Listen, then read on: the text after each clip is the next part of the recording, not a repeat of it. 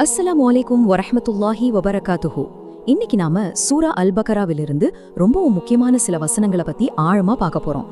தக்வா, அதாவது இறை உணர்வையும் நம்மை தீமையிலிருந்து தற்காத்துக் கொள்வதையும் எப்படி அடையிறதுன்ற பாதைக்கு இந்த வசனங்கள் எப்படி வழிகாட்டுதுன்னு நாம சேர்ந்து சிந்திப்போம்.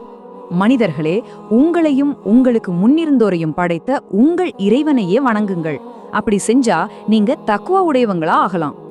ஒரே ஒரு நிமிஷம் யோசிச்சு பாருங்களேன். இது வேற யாருடைய அழைப்பும் இல்ல, நம்மள படைச்சவன் நம்ம கிட்ட நேரடியா பேசுறான், உங்ககிட்டயும் என்கிட்டயும். இந்த அழைப்புல இருக்கிற ஒரு அற்புதமான விஷயம் என்ன தெரியுமா? இது யா ஐயுஹன் நாஸ், மனிதர்களே அப்படின்னு தொடங்குது. இங்க எந்த ஒரு பாகுபாடும் கிடையவே கிடையாது. இனம், மதம், மொழி எல்லாத்தையும் தாண்டி மனுஷனா பிறந்த ஒவ்வொருத்தருக்குமே இந்த அழைப்பு பொதுவானது.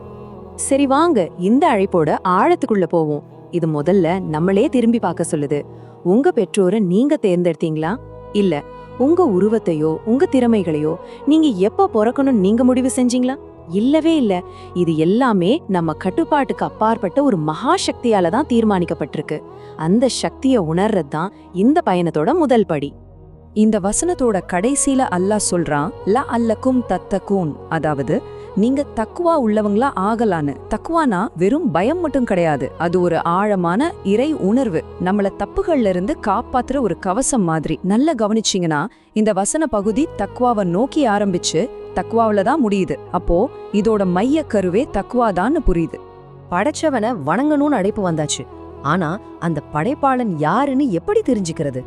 அதுக்கு தான் அடுத்தடுத்து அவன் தன்னோட அத்தாட்சிகளை நம்ம கண் முன்னாடி வைக்கிறான். இது வெறும் அடையாளங்கள் இல்ல, நமக்கு அவன் வாரி வழங்கி இருக்கிற மாபெரும் பரிசுகளும் கூட. ஒரு நிமிஷம் சிந்திச்சு பாருங்க.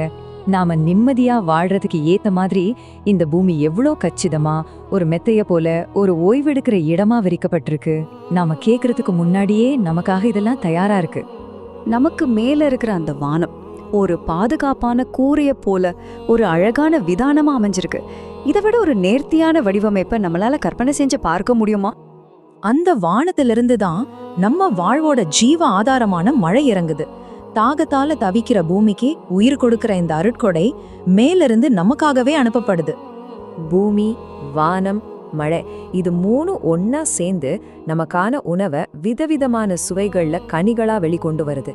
இந்த முழு சிஸ்டமும் ஒரு கருணையாளன் இருக்காங்கிறதுக்கே எவ்வளோ தெளிவான ஒரு சாட்சியா இருக்கு இல்லையா? இப்போ நாம ரொம்ப முக்கியமான, ஒருவேளை உங்களுக்கு ஆச்சரியமா கூட இருக்கலாம், அப்படி ஒரு கருத்துக்கு வரும். வழிபாடு அல்லது இபாதத்ங்கிறது ஒரு கட்டுப்பாடு கிடையாது. அதுதான் உண்மையான சுதந்திரம். அதுதான் மனிதனோட ஆன்மாவுக்கு முழுமையான விடுதலையை கொடுக்குது. இந்த ஒப்பீட்டை நல்லா புரிஞ்சுக்கணும். நீங்க அல்லாவுக்கு மட்டும் அடிபணியும் போது உங்க உள்ளம் மத்த எல்லா விதமான அடிமைத்தனங்கள்ல இருந்தும் விடுதலை பெறுது. ஆனா நீங்க அவனுக்கு அடிபணிய மறுக்கும் போது உங்களுக்கே தெரியாம நீங்க வேற பல விஷயங்களுக்கு அடிமையாகிடுறீங்க. அது ஒரு கண்ணுக்கு தெரியாத சிறைச்சாலை. அப்படி என்னென்ன சிறைகள்? நம்மளோட கட்டுக்கடங்காத ஆசைகள், பதவிகளுக்கான மோகம், மத்தவங்க என்ன நினைப்பாங்களோன்னு பயந்து வாழ்றது, எதிர்காலத்தை பத்தின தேவையில்லாத பயங்கள், பணத்தோட தீராத தாகம், இது எல்லாமே நம்மள கட்டி போட்டிருக்கிற சங்கிலிகள். அல்லாஹ்வை வணங்குறது மட்டும்தான் இந்த சங்கிலிகளை உடைத்தெறியும் வல்லமைய கொண்டது. இவ்வளவு ஆதாரங்களையும் அருட்கொடைகளையும் பார்த்த பிறகும் கூட மனிதனோட மனசுல இயல்பாவே சந்தேகம் எழ வாய்ப்பிருக்கு. திருக்குரான் இந்த சந்தேகத்தையும் விட்டு வைக்கல, அதை நேரடியாவே எதிர்கொள்ளுது. இந்த கேள்வி உங்களுக்கும் எனக்கும் தான். இதெல்லாம் சொல்றானே இறைவன், அவனோட வார்த்தைகள்ல உங்களுக்கு சந்தேகம் இருக்கா? இந்த கேள்விக்கு திருக்குரான் சும்மா பதில் சொல்லல, ஒரு மாபெரும் சவாலை நம்ம முன்னாடி வைக்குது. நம் அடியார் மீது நாம் இறக்கியுள்ள இவ்வேதத்தில் நீங்கள் சந்தேகப்படுறவங்களா இருந்தா இதுல உள்ளதை போன்ற ஒரே ஒரு அத்தியாயத்தையாவது கொண்டு வாருங்கள். இது ஒரு திறந்த உலகளாவிய சவால். 14 நூற்றாண்டுகளா யாராலையும் எதிர்கொள்ள முடியாத ஒரு சவால். இந்த சவாலை யாராலையும் சந்திக்க முடியாதுன்னு ஒருத்தரோட அறிவும் உள்ளமும் உணரும் பொழுது அது இறைவேதத்தின் முன்னாடி இயல்பாவே தலை வணங்குது.